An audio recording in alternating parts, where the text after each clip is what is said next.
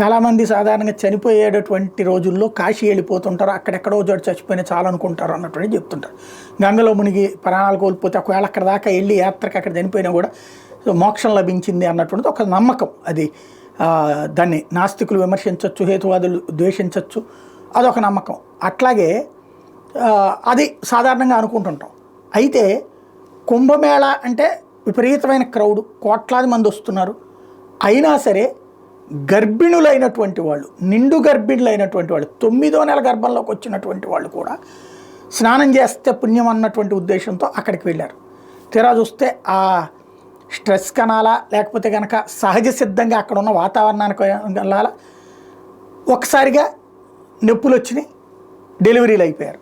అట్లాగా ఈ కుంభమేళ రోజులలో అక్కడ ఏర్పాటు చేసినటువంటి ప్రయాగలో ఏర్పాటు చేసిన సెంట్రల్ హాస్పిటల్లో 12 మంది మహిళలు పిల్లల్ని కన్నారట.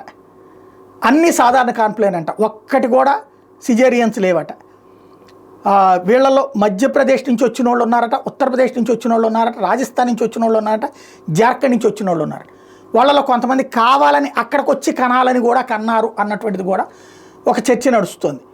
వాళ్ళకి ఇప్పుడు పేర్లు బసంతి, గంగా, జమున, బసంత్ పంచమి, సరస్వతి అని ఆడపిల్లలకి పేర్లు పెడితే కుంభ్, భోలేనాథ్, బజరంగి, నంది తదితర పేర్లేమో అబ్బాయిలకి పెట్టారట.